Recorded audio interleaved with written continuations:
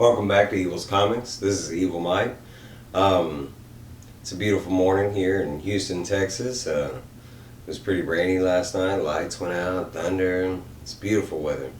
Hope all y'all are having a great Wednesday morning. That means for most y'all it's new comic book day. Of course, here in Houston, we get ours DC Tuesday, Marvel's Wednesday. I picked up my DC comics yesterday and showed them to y'all. And I had a chance to read them, so I'm going to do a little review. Get straight into it. First off, we have Static, Milestone Returns, Season 1, Issue 1. Now, backstory, I don't know Static Shock. I never read his comics, so for me, it was nice. I want to say for fans that missed the Milestone Returns, this is kind of like part 2 because the origin story kind of is really the first in Milestone Returns. The art is just amazing. I also went with cover A, just the normal cover. Overall, like, I want to give the art an A. I am going to talk about 2 complaints I had about these DC books, and for some of y'all, good merit. I love DC. I love all comic book companies. I try and support all of them. I'm sorry if it's coming off that I'm knocking one of them, but it's not that I'm knocking them. I'm trying not to, and I'm going to do better. I shouldn't be knocking them because I love comics. I love stories. Honestly, it doesn't matter what company makes them. If it's good, especially, I'm big into word of mouth. So once it gets around that, hey, this is a good story. Now, word of mouth cover, like, spec wise, like money wise, not so much. But hey, this is a great story. You got to check it out. I'm interested in what and what your thoughts are, that kind of thing. But overall, it was the art, the story was really good. It was a really quick read. I wouldn't say it was the quickest, but it was right in the middle. It was nice.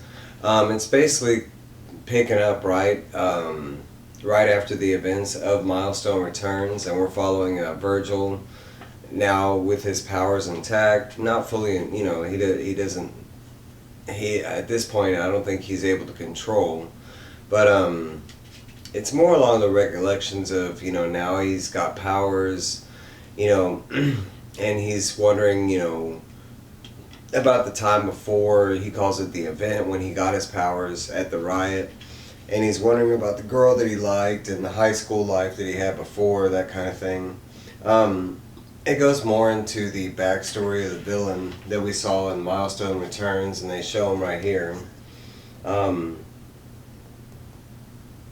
And there is a big ensuing battle that takes place, which is really good. I mean, there was some, I want to say there was some pacing issues, because there's this moment where it does a flashback, and the flashback, it's kind of like an moment. I felt like they just should have done the story, stuck in the present type thing. I don't want to show you too much of the battle because there is a big spoiler at the end. I'm trying to keep these spoiler frees. But that was Static number 1. Honestly, I'm going to give it a, in the mainstream of things, I'm going to give it a B. It wasn't like a A, wasn't a letdown. I mean, I didn't know what to expect. I've never read Static, his origin or anything. So for me, it wasn't that bad. Next up, we have Legends of the Dark Knights, number 2. And it was a really good issue. I want to say they paid homage to a couple movies. There's a couple lines, like actually to the Heath Ledger, "Why are you so serious?" And I think there was another Batman moment. I'm drawing a blank at the moment. But the art was really well. I wouldn't say it was like the best I've seen. Of course, this was a digital first. So it seems like whenever they do the digital first, it's like their secondary art. But it's not to say there wasn't great art in it. I mean, overall, it was okay art. But there are panels where it was just like, whoa, that's cool. For the most part, the story picks up, and we're at the end of a battle with Joker and Batman. They both been poisoned in the first issue, and they're crawling. You know, Batman's saving Joker, pulling him out of the river. Batman has a little of the like antitoxin left. He takes it, and it's this whole like dilemma about the abyss, and does he let Joker die? Come on, we know Batman, and it doesn't go down like that. But he does manage to get a little of the anti-venom to save Joker. And straight from there, it just goes into this, like after he's back and he connects back with Commissioner Gordon and gets more of the antitoxin, because in the first issue he had left a lot of it with the police. But it goes straight into this Riddler mystery. That was the other cameo. It was like Riddle Me This. Batman was featured in this, from Batman Forever. I'm pretty sure it made it in the comics before. I mean, I have that Batman Forever comic, the graphic novel. Some of the panels like this, like the casino, like whoever, he did really good, like scenery as far as the texture and it looking like a building. It was really nice. But it goes on with this backstory with the Riddler and how Robin used to enjoy, solving the riddles and so Batman goes on this journey and he's trying to track down the Riddler, hoping that it's like the next lead into this vile, this new toxin that's out, this new gas. And that's why he was with the Joker now. I mean, Riddler just kind of popped up, but he does tend to use gas as well, so he was one of the ones that was on his check marks. Some more art.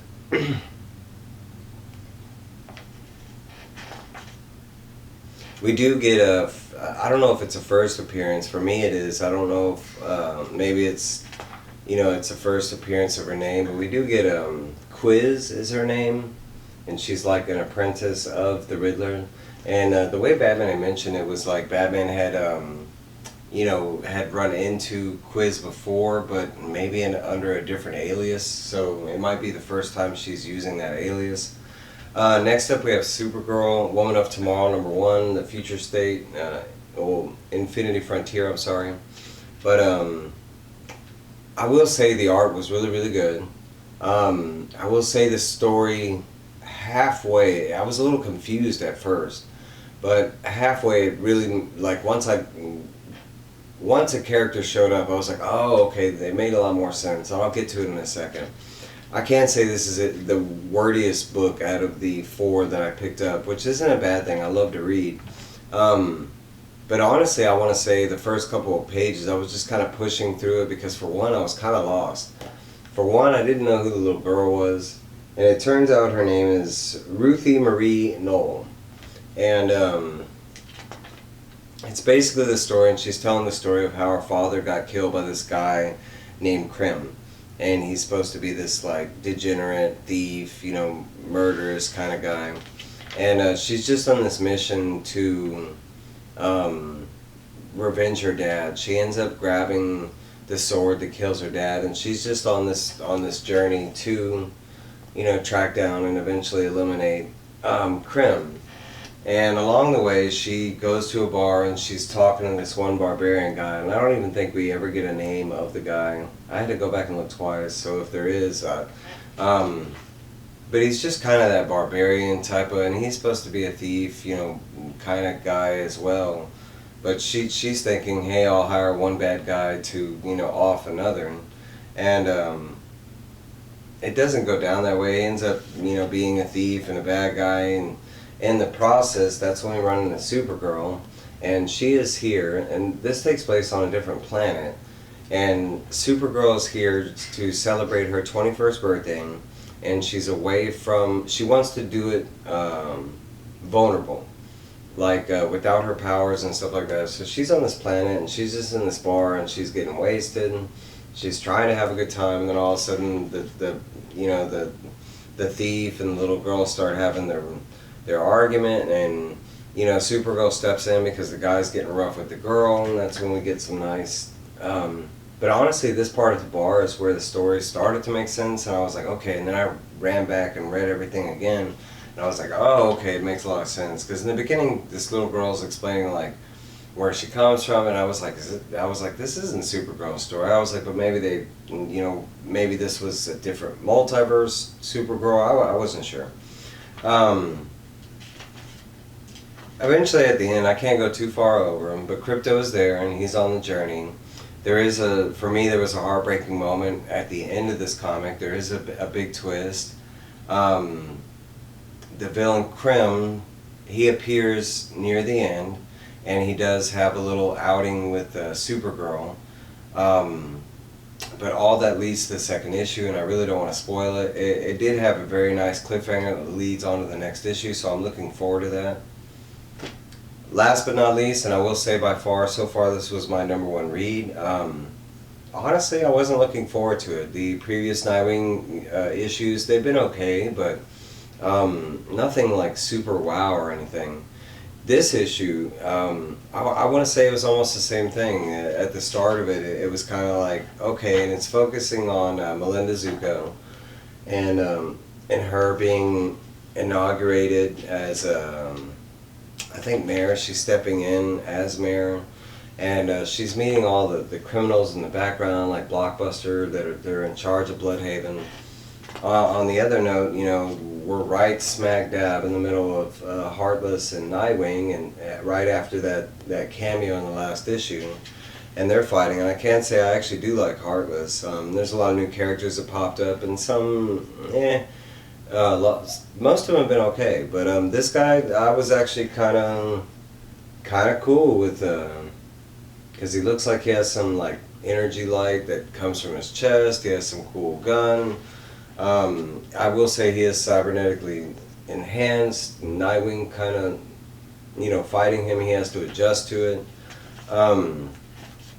Basically, after the issue, we do find out that he's not just, a random thug shooting a cool gun. He's got some strategy to it. And it kind of leads into the situation where Nightwing has to do some quick thinking, and a cool moment happens. I can show you that, which doesn't give it away the spoiler, but it's some nice panel pages. So after the whole event, Nightwing wakes up, and he's got a concussion, and then recently he's been shot in the head during the 52 universe. They're going into Melinda Zuko, trying to look after her, and they're basically Oracle is like, hey, this is all I could find. And basically, she was, she was raised by Tony Zuko until she was 8, and then she was adopted by the Maroni family, and so instantly it was like, oh my God, she's gonna be a bad guy, which we all kind of thought she was. I mean, Zuko. That's as far as I could do the review, because there is a major cliffhanger, and honestly, up until 75% of the comic, I was like, I mean, even the Heartless battle, it was cool and everything, but dynamically, it was still just okay. It wasn't until the end of this book when they finally got to the cliffhanger, and I was like, oh crud. Because honestly, people talk about key moments and stuff. This to me was a huge key moment in Nightwing's, the saga that is Nightwing. If y'all read any of these, let me know what y'all thought about it. I really want to know what people think about comics. That's one of the main reasons I'm doing this channel, because I don't have any comic book friends in the real world. Nobody I can talk to about comics that have read comics. So I really want to know what y'all thought about it, what you liked about it, what you didn't like. Last but not least, the dislikes for the books of DC. I will point out, I did an episode about advertisements and comics and stuff, and talking about the other one. One of my bigger complaints with DC advertisements is they're advertising comics that are coming out this week. Like, why not? I mean, this one actually does, one of these does pretty good, where it's advertising like, and I think it might be this one, where they're actually advertising like, like right here, this came out today. But like this one, it's coming out like, in a couple weeks, or next week, or I forget, but it's soon. That would be one complaint. Another complaint is like, every single one of these back covers is Rick and Morty advertisement. And I love Rick and Morty, but they couldn't give us another picture, or a different advertisement. I don't know. See, I can knock on my favorites too. I'm all about bias, unbiased, looking on things, I look at the good and the bad, you know, and on favorites, on anything. But that's my review on my DC pickups. Let me know how I did, what y'all thought on these comments. As always, if you hit that subscribe if y'all are new. Thanks for joining. I hope I will keep y'all entertained. I have another video coming when I go do the Marvel pickup, which will be in like an hour and 10 minutes. Yeah, and last note, but today's the last day of my giveaway. So comment away, like, subscribe, comment, hit the bell, drop videos all the time. Again, thank you to everybody out there and everybody out there in the community, man. I love y'all so much. Y'all have a wonderful day, man. Go get some comics.